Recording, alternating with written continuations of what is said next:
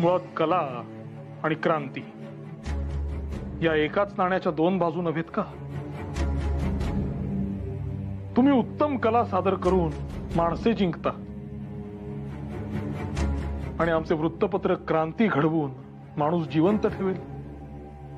आणि आम्ही लोकांकडून वर्गणी आकारणार आहोतच, पण ती अतिशय नाममात्र आहे. परंतु त्यांच्या मनात क्रांतीची ज्योत तेवत राहावी म्हणून दर आठवड्याला त्यांचं प्रबोधन होईल असे मार्मिक आणि दर्जेदार लेख त्यांना पुरवणं हे आम्ही आमचं कर्तव्य समजतो. आणि जाहिरात ही एखादी वस्तू विकण्यासाठी केली जाते. आम्ही आता जी जाहिरात करतोय ती फक्त वृत्तपत्र विकण्यासाठी नसून लोकांच्या मनात विचारचक्र सुरू व्हावे या उद्देशाने. हे पाहाल,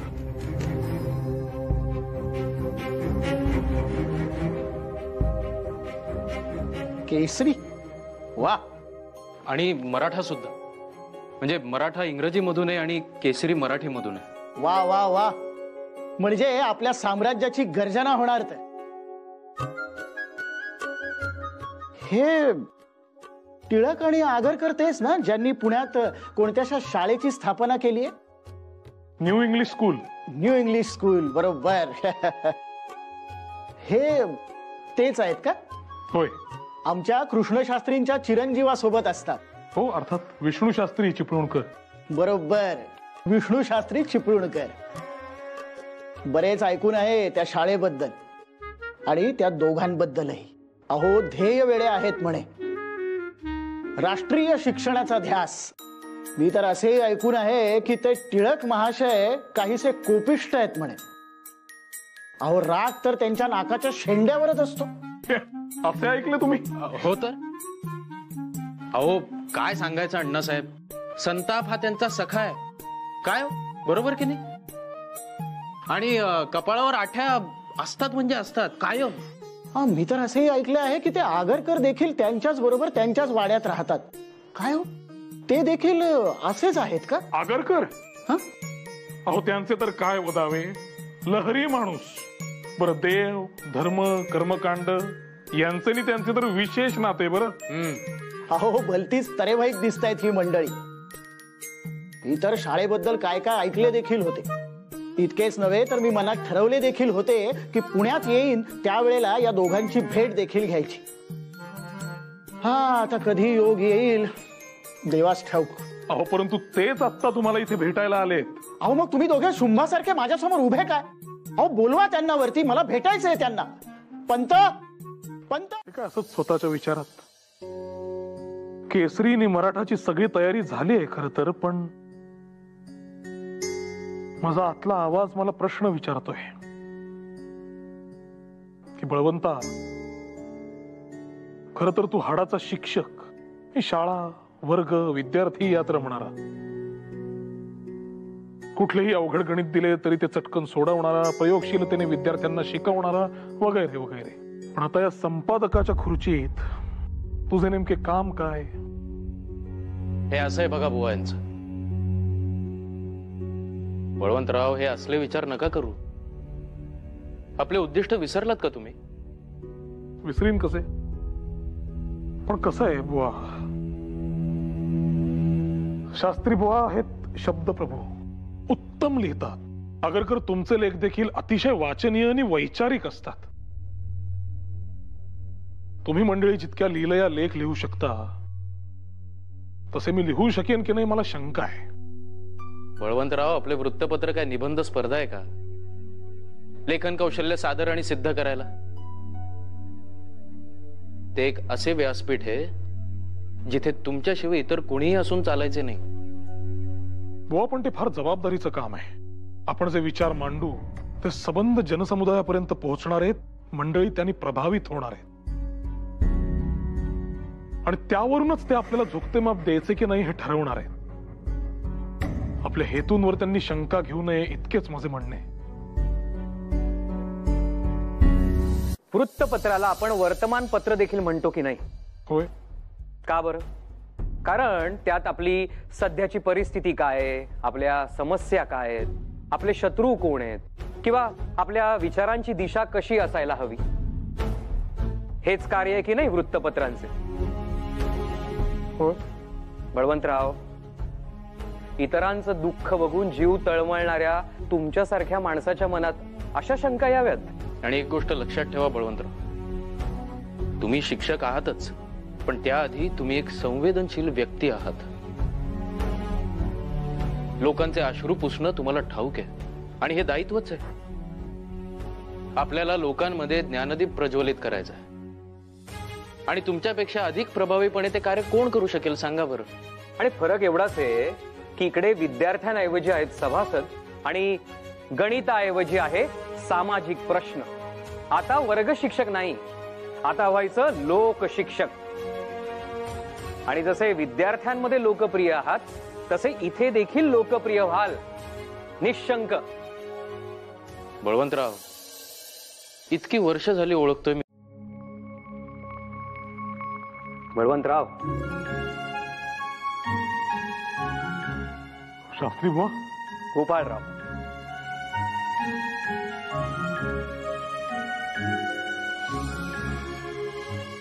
हो नमस्कार करतो. आपली जनता खूप भाबडी हो, आणि या भाबडेपणाचा फायदा त्या क्रूर ब्रिटिशांनी घेतला आणि आपण पारतंत्र्यात अडकलो. त्यामुळे विज्ञान, यंत्र, वैचारिक दृष्टिकोन या गोष्टींचा अभावच आपल्याला मारक ठरला. म्हणूनच समाजाला जागरूक करण्याची आवश्यकता आहे. खरंय. आणि आता हाच दीप आपल्याला सर्वत्र पोहोचवायचा आहे. हे केवळ वृत्तपत्र नव्हे, हे एक युद्धच आहे गुलामगिरी विरोधात, ज्यात आपले विचार हेच आपलं शस्त्र. आणि म्हणूनच केसरी आणि मराठा या दोन्ही वृत्तपत्रांची जबाबदारी तुम्ही उत्तमरित्या पार पाडाल याची मला खात्री आहे. ही वृत्तपत्र म्हणजे एक महाकाय लाट आहे जी संपूर्ण महासागराची दिशाच बदलून टाकेल. स्वतःच्या रंगाने अखंड महासागर रंगवून टाकेल आणि संपूर्ण जगभर आपलाच आवाज पोहोचेल. उद्यापासून आपले दायित्व अधिक वाढणार आहे. शास्त्री बुवा, हे सगळे विचार मनात आले की अक्षरशः पोटात गोळा येतो, दडपणही येते. आपले व्रत फळास लागो इतकेच काय ते. बळवंतराव, काळजी नका करू. आजपर्यंत इतके आव्हाने आपण मोडीत काढली, मग ते कागदाचे परमिट मिळवणे असो, प्रेससाठी पैसे मिळवणे असो, किंवा छापखान्यासाठी जागा मिळवणे असो, आपण विजय प्राप्त केलाच ना. याचाच अर्थ काय? आपला मार्ग योग्य आहे, त्यामुळे यश नक्की मिळणार आपल्याला. हाच सकारात्मक विचार घेऊन आपल्याला पुढे जायचंय. आणि म्हणूनच आपल्या वृत्तपत्राचा शब्द न शब्द आपल्याला तोलून मापून वापरायचा आहे. कारण बोलून गेलेले शब्द हवेत विरून जातात आणि लिहिलेले शब्द ऐतिहासिक दस्तावेज ठरतात. आणि म्हणून आपले निर्भीड थेट विचार योग्य प्रकारेच लोकांच्या मनावर उमटले पाहिजे. थोडक्यात काय, आगरकर, करंगळीवर गोवर्धन पेलायचं आहे आपल्याला, असं आहे आव्हान. आपल्या समोर आव्हाने आले नाहीत असं कधीतरी झालंय का बळवंतराव? तुम्ही याला गोवर्धन म्हणा किंवा शिवधनुष्य, ते तुम्ही लीलया पेलाल याची मला पूर्ण खात्री आहे. माझी काकू काय सांगायची माहितीये, लग्नानंतर आपले नवरोबा म्हणजे काही फक्त आपले कुंकू नसतात. ते कधी आपले आई वडील होतात, कधी अगदी लहान मूल होऊन आपल्यापाशी हट्ट धरतात. तितका हक्क असतो त्यांचा आपल्यावर, कारण ते आपल्याला सर्वाधिक ओळखत असतात. आणि म्हणूनच त्यांचं म्हणणं कधीही टाळायचं नसतं. म्हणजे मी शिकावं हेच सुचवताय की तुम्ही? मग काय चूक आहे त्यात? यांनी तर मला अशा कितीतरी स्त्रियांचे दाखले दिलेत. पेशवाईत नव्हत्या का कित्येक स्त्रिया शिकलेल्या? त्या राधाबाई म्हणजे पहिल्या बाजीरावांच्या मातुश्री, त्या तर म्हणे कामकाजावर देखरेख ठेवण्यासाठी खलिते लिहून घेत असत. आणि झालंच तर त्या धच मा केलेल्या त्या आनंदीबाई, त्यांना पण वाचायला येतच होतं की, त्याशिवाय केलं का हे? होय, त्यावरून आठवलं, हे आनंदीबाईंचं मी एकदा ह्यांच्या कानावर घातलं तर मला म्हणाले, आनंदीबाईंनी धचा मा केल्याचे असे काही लिखित पुरावे नाहीत म्हणून. पण म्हणे त्या आनंदीबाईंनी पांडव प्रताप, हरिविजयासारखे कितीतरी ग्रंथ वाचले होते. मग मी सुद्धा काही कमी नाही. मीही त्यांना म्हणाले, या पंडिता रमाबाई सुद्धा खूप शिकल्या आहेत ना. तर मला म्हणाले, अरे वा, तुला माहिती आहेत त्या. त्यांना माझ्याकडून हे नाव ऐकण्याची अपेक्षाच नव्हती मुळी. त्यावर मी म्हटलं, हो तर मला सुद्धा थोडीफार माहिती आहे जगाची. मला म्हणाले, पंडिता रमाबाई म्हणजे किती मोठ्या विदुषी. आजच्या काळात तर त्यांच्या शिक्षणाचा आदर्श सगळ्या स्त्रियांनी घ्यायला हवाच. पंडिता रमाबाई, सावित्रीबाई या आणि अशा कित्येक शिक्षित स्त्रियांनी स्त्रियांसाठी शिक्षणाची कवाडं खुली करून त्यांना खऱ्या अर्थाने जगण्याचं बळ दिलंय. घ्या ताई, आता तुम्ही पण आदर्श घ्या आणि शिक्षण घ्या सोबत. मी आणि या अशा अवस्थेत? धन्य. का? दोघांनी मिळून घ्या की शिकवणी. म्हणजे बाळ जन्मास येताना अग्रलेख म्हणत यायचे.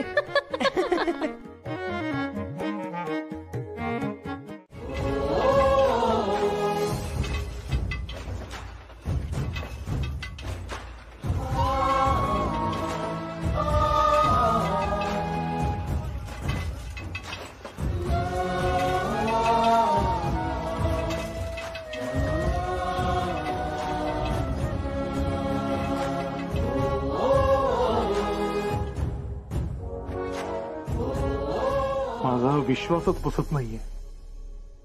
हे आपण केले.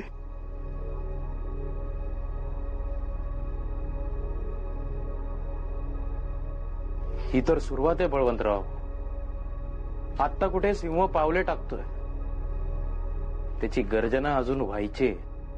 पण आता फार प्रतीक्षा करावी लागणारच नाहीये.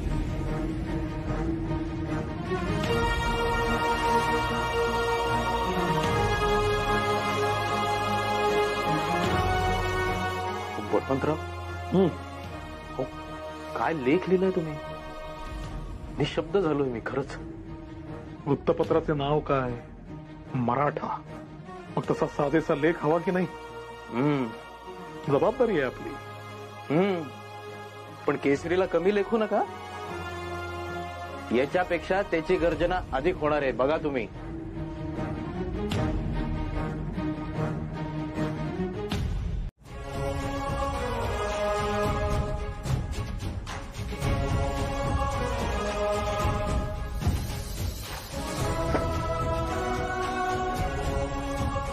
बळवंतराव, अहो बळवंतराव, पहाट झाली आहे. कुठे केसरी आणि मराठा? हा, हे काय? वा, आपटे ते बांधलंय, हे धरा. वा, बळवंतराव, गोपाळराव, अखेर तुम्ही करून दाखवलेत. नाही नाही नाही आपटे, आपण सगळ्यांनी पाहिलेले स्वप्न आहे. श्रेय आपल्या सगळ्यांचे. आणि एक लक्षात घ्या, आता कुठलेही विघ्न यायचे नाही. दादा दादा दादा, काय रे? मोठी पंचायत झाली आहे. काय रे? काय झालं? अहो, वृत्तपत्र वाटपासाठी काही सवंगड्यांना बोलवलं होतं, पण ते आता नाही म्हणतायत. का बरं? असं कसं? तू स्पष्ट सांगितलं होतं ना त्यांना. हो तर, पण आता कोणी यायला तयार होत नाहीये. अहो, पण मग हे छापलेले गठ्ठे वाटणार कोण?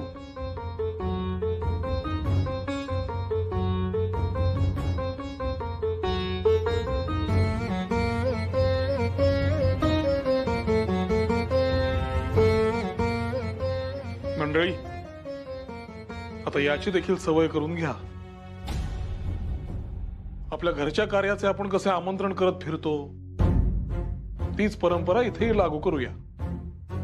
म्हणजे ही वृत्तपत्र आपणच वाटूया? होय तर, का नाही? आपले वृत्तपत्र लोकांच्या घरात पोहोचायला हवे की नाही? बरं, हे आपलेच अपत्य, आपणच हिंडवायचे. चला आपटे, नामजोशी, तुम्ही वा पुढे. आम्ही सदरा चढवून आलोच. हो, चला चला चला चला. दीनानाथ, मदत कर रे. सावकाश. घे, एक गठ्ठा घे. चला नामदोशी. आपलं बाळ आपल्याकडे आनंदाने बघतंय असंच वाटतंय नाही? ह्यांचं स्वप्न झालं अखेरीस साकार हो.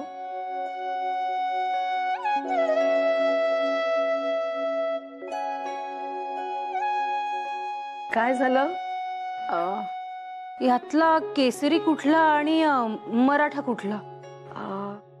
हे पहा, ही अक्षर आहेत ना, ती मला आधी पाहिल्यासारखी वाटतायत. म्हणजे ज्ञानप्रकाशात किंवा ह्यांच्या 1-2 पुस्तकात सुद्धा पाहिली आहेत मी. म्हणजे हाच केसरी असेल ना.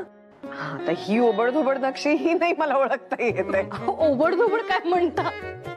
त्यांनी ऐकले तर ओरडा बसायचा आपल्याला. हो, काय बाई नशीब म्हणायचं. नाही म्हणजे या दोघांनी मिळून ही वृत्तपत्र सुरू केली आहेत आणि आपल्याला साधं नाव वाचता येऊ नये. मी काय म्हणते बहिणी, आता एकदा घेऊनच टाका ना. भाऊजी म्हणतायत तसे वाचायला शिकायचं मनावर. म्हणजे ही अडचणच यायची नाही, नाही का? नाही, ते मला एकटीला शिकायला नकोस वाटतं बाई. ते भीती वाटते. अहो ताई, मी काय म्हणते, तुम्ही ही उठली वाटतं.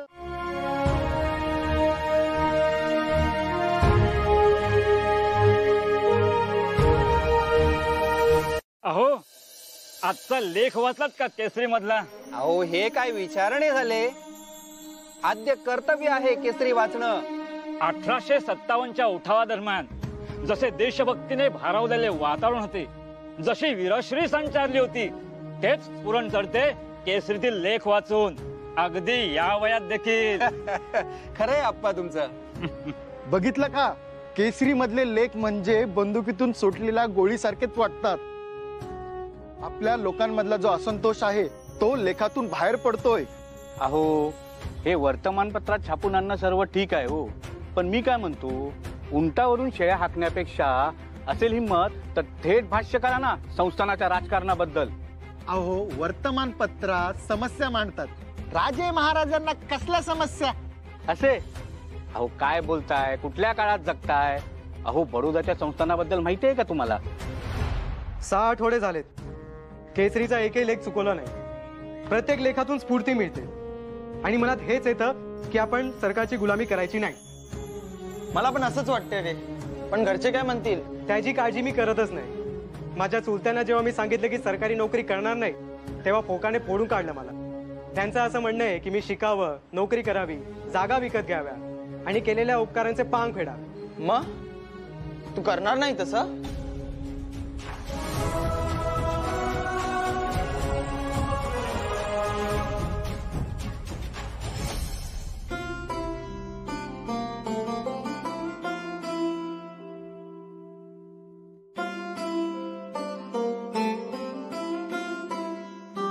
भामे, काय हवे होते?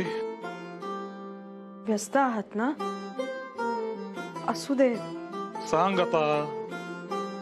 याला काय अर्थ आहे? येतेस नि काही न बोलताच निघून जातेस. काय हवे होते स्पष्ट बोल. ते मला वाणसामान आणायचं होतं. घर खर्चासाठी पैसे हवे होते, तेवढे दिले असतेत म्हणजे. असे कसे विसरलो? अहो, मी आठवण करून दिली फक्त, इतकं काही नाही. आणखी एक आठवडा दे. देतो मी. आठवडा? झाले असे, केसरीने मराठाला मोठे करायचे आहे, मुळात धड उभे करायचे आहे. त्यात प्रचंड खर्च होतोय. शाळेतून आलेला पैसा देखील तिथेच वळता करतोय आम्ही. त्यामुळे तिथून देखील मानधनाची आवक थांबली. म्हणून म्हटलो एक आठवडा दे. क मात्रा के स र काना वेलांटी री केसरी केसरी. बापरे, आता घरी परीक्षा आहे.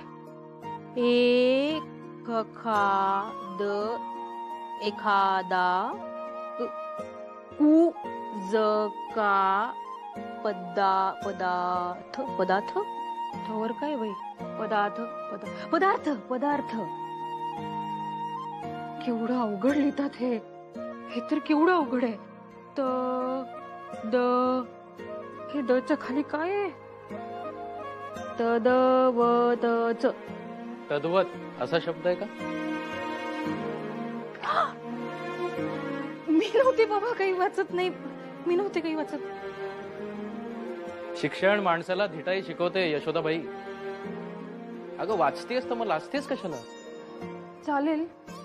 नाही म्हणजे चालेल. अगं धावेल. खऱ्या अर्थाने आज आपलं वृत्तपत्र सार्थकी लागलंय. काहीतरीच काय तुमचं. आणि बाई किती कठीण लिहिता तुम्ही. एक धड ओळ वाचता येईना मला. 17 वेळा अडखळले ना मी. नव्या अनोळखी वाटेवरून चालताना खडे टोचणारच, पण अशीच न थांबता चालत राहिलीस तर एक दिवस स्वतःची वेगळी वाट शोधून काढशील. यशोदा, आज मला तुझा अभिमान वाटतो. अगं आत्ता अडखळतेस, पण उद्या हाच लेख लीलया वाचून काढशील. एक विचारायचं होतं. तो शब्द जो तुम्ही उच्चारलात आता, तद्वत, हा, त्याचा अर्थ काय होतो? तूच अडखळलीस, तूच शोधून काढ. पुढे मागे काय शब्द आहे बघ, काही समजतंय का बघ. असं कसं समजेल? आपल्याला कुठे घाई आहे? रात्रीपर्यंतचा अवधी आपल्याकडे. शोध, सापडलं की मग पुढे जा. हो सांगा ना. नाही म्हणजे तुम्ही नाही सांगितलं तर कोण मला. प्रयत्न करा, मार्ग नक्की मिळेल. शिबाई काय हे तद्वतच. कुठला शब्द अडलाय? तद्वत. हा. सावित्रीबाई फुले जशा शिक्षणासाठी झटल्या त्याचप्रमाणे तू कार्य करावे अशी माझी इच्छा आहे. अहो काय बोलताय तुम्ही? अगं तुझ्या शंकेचं निरसन करतोय, समजतंय का? जशा सावित्रीबाई फुले झटल्या त्याचप्रमाणे तू कार्य करावेस. आता ही 2 वाक्य कुठल्या शब्दांनी जोडली आहेत? त्याचप्रमाणे. शाबास. बळवंतराव, काय हो असे वृत्तपत्र आड उभे राहून काय करताय? तुमचे आभार मानायला थांबलोय. तुम्ही आम्हाला फार मौल्यवान भेट दिलीत शास्त्री बुवा. दिसायला साधी लेखणी पण तलवारी सारखा घाव घालते. अहो बळवंतराव, या शस्त्राचं महत्व त्यांना ठाऊक नसणार तर कुणाला? अगदी अगदी नामजोशी. शास्त्री बुवांना भाषा शिवाजी म्हणतात ते काही विनाकारण नाही. आपले भाग्य की ते आपल्या सोबत उभे. बळवंतराव, आपण काय एकमेकांचं कौतुक करायला जमलोत का इकडे? आणि आज काही कामं नाहीत की काय आपल्याला? हे बघा आपटे आलेच.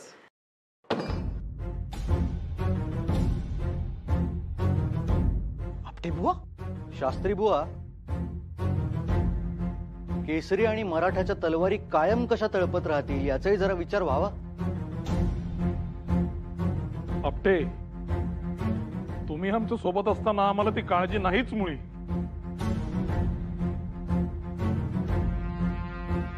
बळवंतराव माफ करा पण जरा स्पष्टच बोलतो. अहो प्रसिद्धीचा पाऊस कितीही पडला तरी आर्थिक बाबींचं काय? आपण सोहनींकडनं कर्ज घेतलंय ते विसरून कसं चालेल?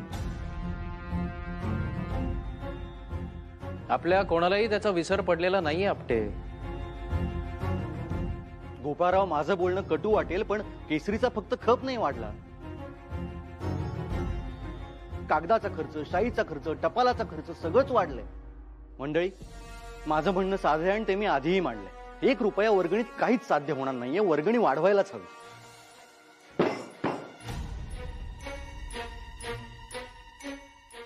आपण दुसरा कुठला उपाय शोधला तर? सुचवा ना, तुम्ही सुचवा. आपटे, यावर आधीच बोलणं झालंय. आपण काही संस्थानांना पत्र आणि आपली केसरीची आवृत्ती पाठवूया. बघूया तिथे आपले वृत्तपत्र वाटले जाते का. अशाने आपला सभासद वर्ग वाढेल, पर्यायाने वर्गणीदार वाढतील, लोकप्रियता वाढेल. आले ध्यानात? अगदी योग्य आहे बळवंतराव. आणि संस्थानिकांना आपलं काम पटलं तर ते आपल्याला सहाय्य देखील करतीलच की. अहो पण जाहिराती. एवढा उशीर? कामाची आळमटाळम करायला लागला वाटतं. गोपाळराव, ते राहू द्या. हे बळवंतराव बघा ना, मगासपासून उत्कंठा शिगेला पोहोचवून ठेवली त्यांनी. काहीतरी आनंदाची बातमी द्यायची, आनंदाची बातमी द्यायची असं म्हणून काही सांगतच नाहीयेत ते. अहो मी तेच सांगतोय, दीनानाथला अंक वाटून यायला यापुढे असाच उशीर होणार. म्हणजे आपल्या केसरीचा खप 1800 प्रतींच्या वर गेलाय. 1800 प्रती. 1800? बळवंतराव, एवढी चेष्टा बरी नव्हे. चेष्टा कसली, खरेच सांगतोय. येताना दीनानाथला पेढे सुद्धा घेऊन यायला सांगितले. खरंच की काय? काय सांगताय काय बळवंतराव? खरंच काय गोड बातमी दिली ती. आगरकर, संपादक गोपाळराव आगरकर, वा, खूप खूप अभिनंदन. कारण केसरी या वृत्तपत्राची संपादकाची जबाबदारी अप्रतिमरित्या सांभाळली आहेत तुम्ही. अभिनंदन. अभिनंदन. अहो आपल्या सर्वांचं श्रेय आहे यामध्ये.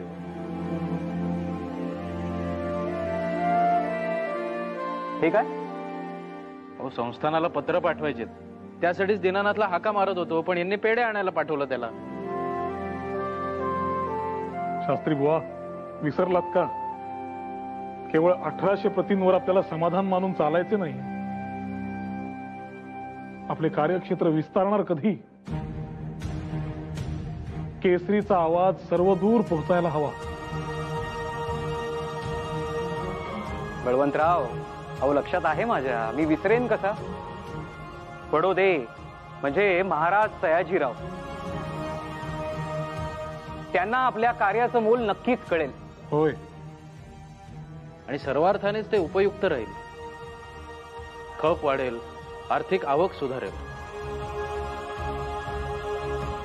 पण संस्थानाकडनं जर सहाय्य मिळालं तर ते कुठल्या अटीवर मिळतं याकडेही लक्ष ठेवावं लागेल. कुठल्याही परिस्थितीमध्ये केसरी संस्थानांचा अंकित असणार नाही हे देखील त्यांना कळायला हवं. त्यांचा वरचष्मा राहून आपलं ध्येय साध्य होणार नाही. शास्त्री बुवा, केसरी हा स्वतःच्या गर्जनेने सबंध आसमंत नियंत्रणात ठेवतो. कुणीही त्याच्यावर अंकुश ठेवणे शक्य नाही आणि ते होणार देखील नाही.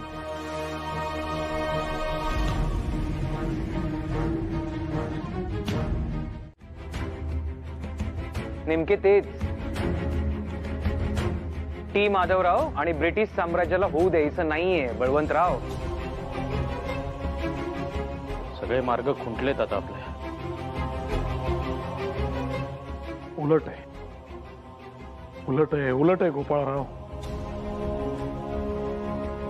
उलट आपण योग्य मार्गावर असल्याची खात्री पटली आहे.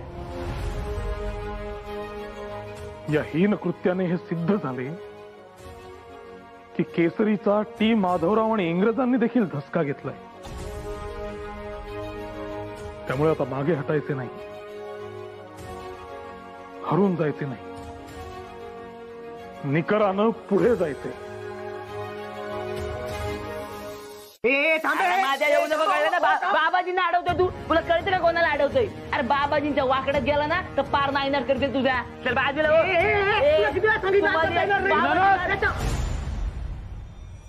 हात येऊ दे त्यांना. नोकर आहेस तसाच राहा. या बाबाजी, या हात या. बाबाजी की जय हो, बाबाजी की जय हो. बाबाजी या, बाबाजी की जय हो. या बाबाजी, बसा बाबाजी, बसा. बाबाजी की जय हो, बाबाजी की जय हो, बाबाजी की.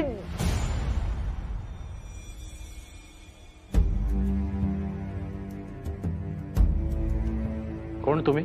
कोण तुम्ही? हे बाबाजी लय मोठे फकीर आहेत. बर मग? बरोबर, त्याचा हात आहे डोक्यावर तुझ्या. तू त्याचाच पोर आहेस आणि हा बाबा त्याचंच काम घेऊन आलाय तुझ्याकडे. त्याचा पोर?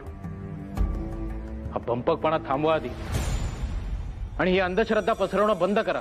नाही, खरंच आमच्या बाबांकडे लय सिद्धी आहे. गुप्तधन हवंय, पोरं होत नाहीयेत, धंद्यात यश नाहीये, कोणावर काळी जादू करायची किंवा काळी जादू काढायची. या समजावर फक्त एकच उपाय, जय बाबाजी. असं मग निघा तुम्ही दोघं इथून, कारण यापैकी कोणत्याही समस्या मला नाहीयेत. बाबा बोलले ना, त्याचा हात आहे तुझ्या डोक्यावर. तुला वाटत नसलं तरीही. काय काम आहे ते सांगा, नाही तर निघा इथून. जाहिरात द्यायची आम्हाला.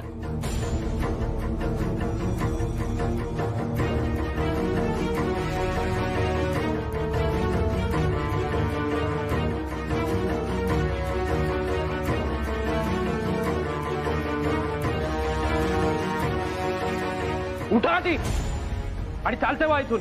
उठा. बाळा, हा बाबा जिथे बसतो तिथे स्वर्ग उभा राहतो. स्वतःकडे बघ एकदा, एखाद्या चोरापेक्षा कमी नाही. भेटा भेटा भेटा, कुठलीही समस्या असो फकीर बाबांना भेटा. काय हवंय तुम्हाला?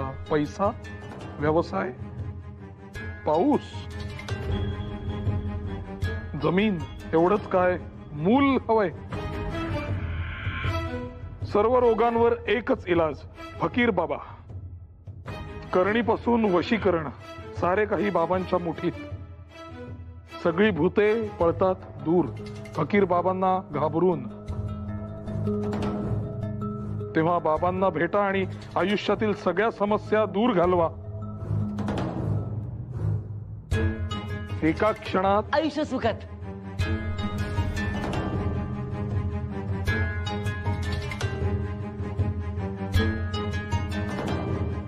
छान.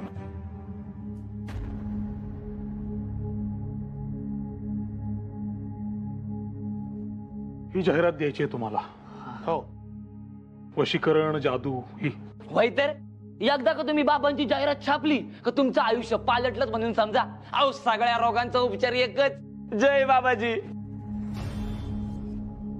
तुझं नशीब पलटून जाईल बाळा. एक फार मोठा रोग जडलाय, त्याचा उपाय असेल तुमच्याकडे? अहो, फक्त रोगाचं नाव बोला, बाबाजी असा उपचार करतील चुटकी सरशी.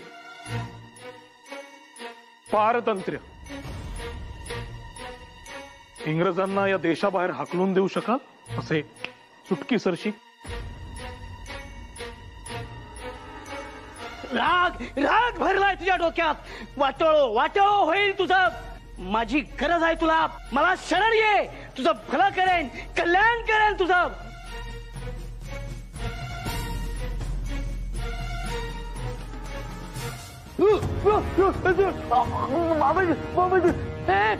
काय करतोस? तोंड बंद कर, तोंड बंद कर. तुझा हा बाबा लोकांचं नशीब पालटतो ना, तुझा पालटू शकतो का बघूया आता.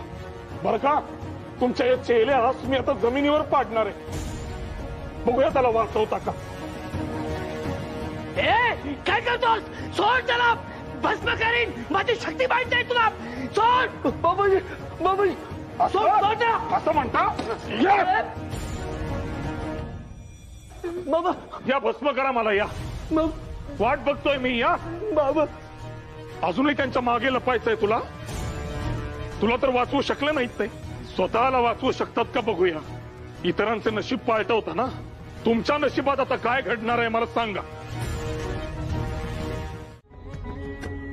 काकू, किती मायेने मोरावळा बनवलात तुम्ही. नाही खाऊ दिला. तुमची सावली पडून हा अपशकुन घडला असं वाटतं त्यांना. ताईंना जेव्हा दिवस गेले तेव्हा सर्वाधिक आनंद मला झाला होता. आणि त्या असं म्हणतायत की आज माझीच दृष्ट. का तर मला मुलबाळ नाही. यशोदे, भामेला ओळखतो ना आपण. तिने काय कमी कठीण प्रसंग पाहिले तिच्या आयुष्यात, पण तरीही ती नवऱ्याच्या पाठी खंबीर उभी राहिली. आता दिवस गेले तेव्हा सुद्धा बळवंतराव तिच्या सोबत नव्हते, पण दोघांमधलं प्रेम कमी झालं का? ती आणि तू सुद्धा दोघी नशीबवान आहात. तुम्हाला असं सौभाग्य मिळालंय. काकू, पण लोक दोष आपल्यालाच देतात ना. दोष कलंक देणारच लोक आपल्याला. अगं देवाला सुद्धा लोक दोषी ठरवतातच ना, पण आपली मुलगी आपल्याबद्दल असा विचार करत नाही याची खात्री आहे मला आणि समाधान.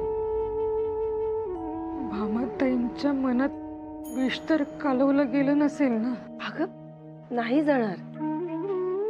एवढे पावसाळे पाहिलेत ना मी, ओळखते माणसांना.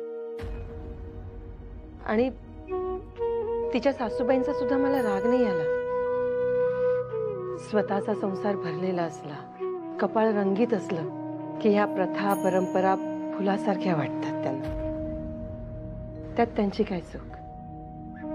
अगं एका कानाने ऐकायचं आणि दुसऱ्या कानाने सोडून द्यायचं. इतकं सारं झालं काकू, तरी तुम्ही इतक्या कशा काय शांत? हे कसं जमतं तुम्हाला? जमत, सगळं जमत. आनंद हाच की इतका कठीण प्रसंग असताना सुद्धा भामेबद्दल तुझ्या मनात असलेला ओलावा कमी नाही झाला. जाणवतं मला. आणखीन काय हवं? अगं हाच तर संसार आणि हीच तर नाती असतात. यशोदे, मला वचन दे, तुझ्यात आणि भामामध्ये तू अंतर येऊ देणार नाहीस. काय काय म्हणते मी?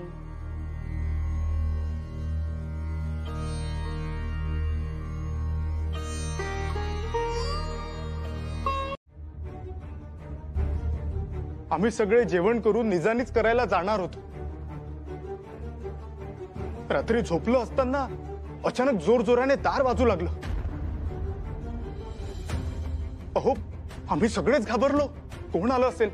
आम्ही विचारलं की कोण पाहिजे, तर बाहेरून एक माणूस बोलला इंग्रजीमध्ये. आम्ही तरीही दार उघडलं नाही. तरी ते जोरजोराने दार वाजवतच होते आणि मग दार तोडून घरात घुसले. आम्ही खरंच घाबरलो. तर ते पोलीस अधिकारी होते. म्हणाले घराची झडती घ्यायची आहे. आणि मग आम्ही विचारलं की कशाला? त्या पोलीस अधिकाऱ्याने दंडुक्याने बेदम मारहाण केली. हो, इथे इथे मारलं, इथे देखील मारलं. हो, सोलून काढलं आम्हाला. तुम्हाला काय सांगू कुठे कुठे मारलं. एवढंच नाही तर झडतीच्या नावाखाली त्यांनी आमचं पूर्ण घर धुवून काढलं. अहो, घरातले दाग दागिने पैसा सर्व सर्व लुटून दिलं त्या अधिकाऱ्याने. एवढंच नाही तर धान्याच्या पोती सुद्धा. आता तुम्हाला शांत व्हा तुम्ही, शांत व्हा. घ्या पाणी प्या. संतापजनक आहे हे सर्व. हा अन्याय आपण सहन करता कामा नये. आता हे जगणे आणखीन कठीण करणार आपले. बुवा तुम्ही काळजी करू नका. तुम्ही उद्या या. उद्या? तुम्ही उद्या या. मग मी तुम्हाला सांगतो या प्रकरणाचे काय करायचे. अहो, असं काय करता? म्हणजे मी इतका विश्वास ठेवून तुमच्याकडे आलो आणि तुम्ही आता का नाही छापू शकत? उद्या? आत्ता असे होत नसते बुवा. आपले साप्ताहिक वृत्तपत्र आहे. छापायचा वार उद्या आहे.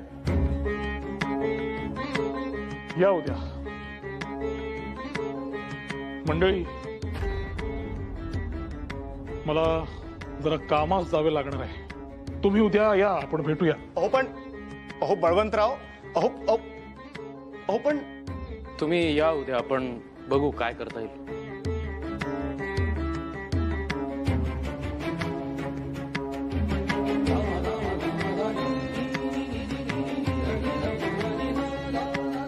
बळवंतराव असे विचित्र का वागले? भामे, तिन्ही सांजेला झोपलेली तू? बरं वाटत नाही का?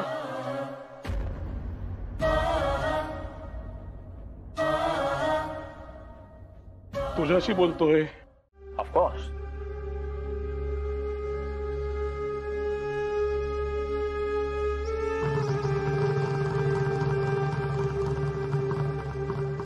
Could you spare a few moments for me? Hope you won't mind. साहेब, मला काय हरकत असेल, बोला ना. Thank you so much. You know, it feels really very bad when your own colleagues try to hide something from you. साहेब, मी तुमच्यापासून काहीच लपवलं नाहीये. Why do you think that I'm talking about you?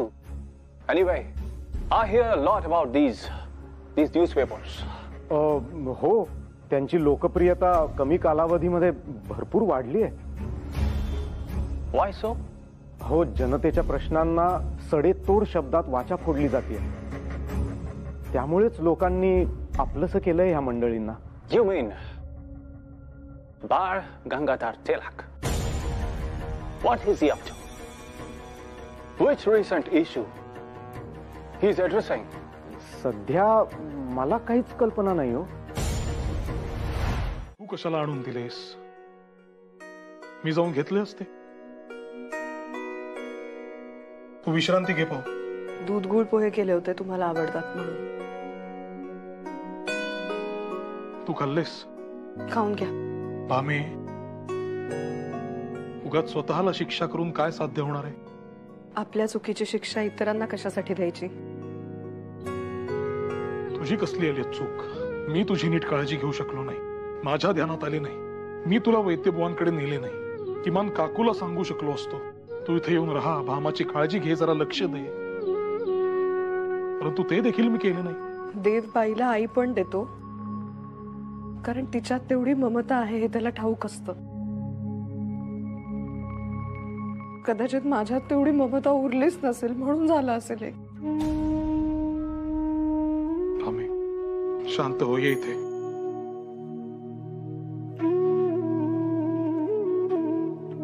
बैस. हे पहा,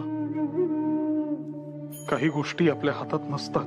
नियतीने जे दान आपल्या पदरी टाकले ते आपल्याला स्वीकारावे लागेल. त्याचा आपल्यावर किती परिणाम होऊ द्यायचा? बरं, ही घटना घडली म्हणजे काय आयुष्य संपले का? मुळीच नाही. आपली कृष्णा आहे, तिला वाढवायचं आहे आपल्याला. ती जगण्याची उमेद नव्हे का?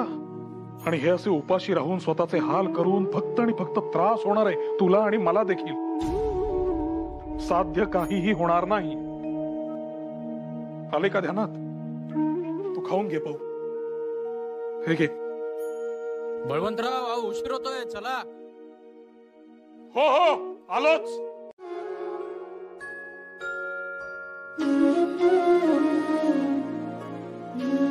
ताई,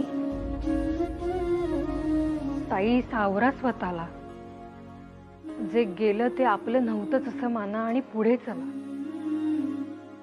नाही, मला माहितीये माझ्यासाठी हे बोलणं खूप सहज आहे, पण ताई, दुसरा कुठला पर्याय? ताई, ताई, अहो बोला ना. ताई, असं दुःख मनात ठेवलं ना की ते बोचत राहतं. तुम्हाला जे काही वाटतंय ना ते घडाघडा बोला ना माझ्याशी. मला खूप वाईट वाटतो. म्हणजे मला हे कळतं की बायकांची हौसमौज पुरवणं हा काही पुरुषांचा स्वभाव नव्हे. पण इतकं सहज असतं का त्यांच्यासाठी दुःख विसरणं? असं कसं असेल?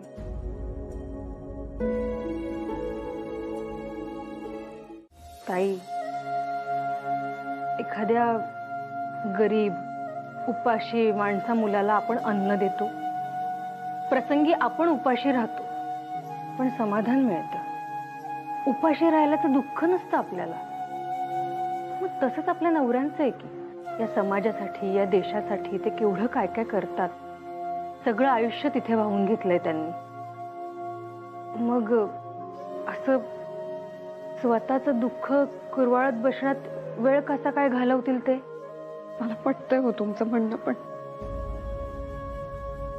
ताई, जेव्हा सगळ्यात मोठा यज्ञ होणार असतो ना, तेव्हा त्या जळणाऱ्या समिधांसाठी सगळ्यांना खूप वाईट वाटत असतं. कारण त्यांना दाह सहन करावा लागणार असतो. आपले नवरे त्या समिधांसारखे आहेत, पण त्या समिधा जळत्या राहाव्या यासाठी जे तूप सोडतात त्याच्याबद्दल कोणी काही बोलतं? आणि त्या तुपाचं महत्व केवळ त्या समिधांना ठाऊक असतं. ज्या जळून जाणार असतात. मग तुपाचं अस्तित्व ते कोण लक्षात ठेवणार? खरंय तुमचं. इतर कोणासाठी नाही, पण आपल्या नवऱ्यांसाठी मात्र आपण अशा कायम जळत राहू, आनंदाने हसत. आपले नवरे वेगळे आहेत आणि इतर सगळ्यांपेक्षा खूप वेगळं काम आहे त्यांचं. त्यांना पाठिंबा देणं हे आपलं कर्तव्य आहे ना. पण ते जे काही करतील, काहीही होऊ देत, आपण एकमेकींची साथ मात्र अबाधित ठेवू, ते महत्वाचं.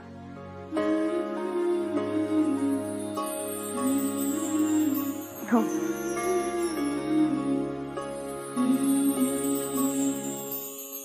काय वेळ लागले का तुम्हाला? आमच्या प्रश्नांची उत्तर द्या बरं आधी. सांगतो सांगतो. ठीक आहे, चालू द्या तुमचं, मी येतो. नाही हो, थांबा थांबा थांबा थांबा शास्त्री बुवा, थांबा, ऐकून तर जा. तोंडावर पाडले मी त्याला.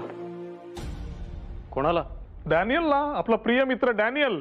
आणखी कोण? अहो, पण त्याचीच तक्रार घेऊन कोणीतरी आलं होतं ना. मग त्या व्यक्तीसच घेऊन गेलो मी. कुठे? डॅनियल कडे. आणखी कुठे? आणि त्याला सांगितले, ही व्यक्ती तुला न्याय मिळवून देईल. म्हणजे थोडक्यात काय, डॅनियलची तक्रार डॅनियल कडे. उंदरासारखे तोंड झाले होते त्याचे. पण बळवंतराव, तुम्ही हे जमवले कसे? म्हणजे हे सगळे समजले कसे तुम्हाला? हा गोपाळराव, ब्रिटिशांविरुद्ध तक्रार घेऊन आपल्याकडे कोणी येईल का? नाही. मुळात मला तिथेच शंका आली होती, पण म्हटलं ऐकून घ्यावं म्हणून त्याचा मुद्दा ऐकून घेतला मी. पण ज्या कागदावर त्याने तक्रार लिहून आणली होती, तो कागद नंतर न्याहाळताना माझ्या लक्षात आले, हा तर सरकारी कागद आहे. पण तो कागद त्यांच्याकडे आला कसा? पुरवला गेला. डॅनियलनेच त्याला सरकारी कागद पुरवला. मग ती तक्रार खोटीच? खोटीच तर मग काय. 1% देखील सत्यता नाही त्यात. मी जर मोहास बळी पडून लगेच ती बातमी छापली असती तर आमच्याबद्दल कशी खोटी बातमी छापली म्हणून या ब्रिटिशांनी ताबडतोब आपल्या वृत्तपत्रावर बंदी आणली असती. वा बळवंतराव, फार सूक्ष्म आणि दूरदर्शी विचार केलात तुम्ही. बुवा, जेव्हा सारे काही सहजासहजी घडत असते तेव्हाच त्यात फार मोठे कारस्थान दडलेले असते. हाच तर राजकारणाचा नियम.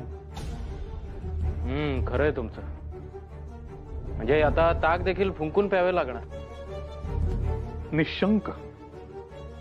कुठलीही घटना समोर आली की त्यातली सत्यता तपासून मगच ती घटना मांडणे ही आपली जबाबदारी. आणि ही जबाबदारी आपण आजही कसोशीनं पाळतो. म्हणूनच केसरी आणि मराठा इतर वृत्तपत्रांच्या तुलनेत श्रेष्ठ ठरतात. आता तर आपल्याला अधिकच जबाबदारीने वागायला हवे, कारण डॅनियल नावाचा शत्रू खार खाऊन उभा असणार. अगदी सख्खा संबंध आहे. कुणाचा? तर तक्रारदाराचा, सोमनाथचा. तरी मला सुरुवातीपासून वाटत होते मी याला कुठेतरी पाहिलेलं आहे.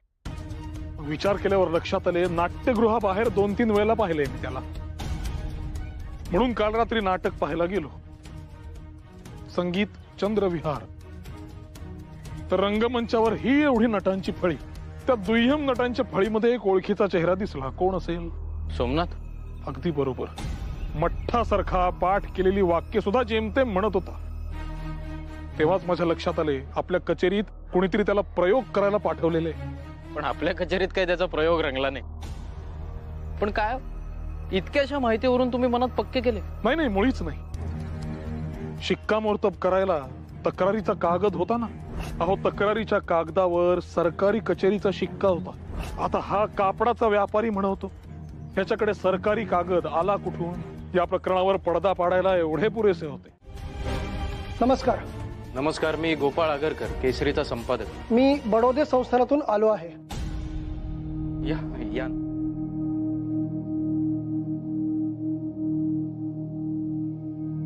हे घ्या.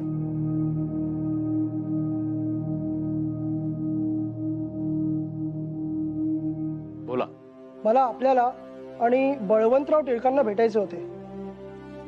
महाराजांना तुम्हाला भेटायचे आहे आणि तसे रीतसर आमंत्रण घेऊन मी आलो आहे. आमंत्रण? आश्चर्य आहे.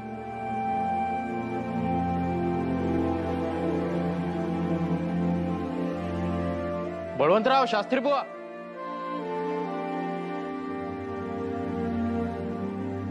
नमस्कार. नमस्कार. महाराजांचं पत्र. नमस्कार. सयाजीराव महाराजांकडून? होय, महाराज पुना जिमखाना इथे येणार आहेत आणि त्यांनी केसरीकरांची भेट घ्यायची इच्छा व्यक्त केली आहे. वा. नाही, महाराजांची इच्छा आहे तर आम्हाला आनंदच आहे भेटण्यात. आणि त्यांची भेट घेण्याचे भाग्य आम्हाला लाभतंय ही मोठी गोष्ट आहे. आम्ही नक्की येऊ. आता मी तुमची रजा घेतो. मला पुढची कामं आहेत. धन्यवाद. धन्यवाद. धन्यवाद.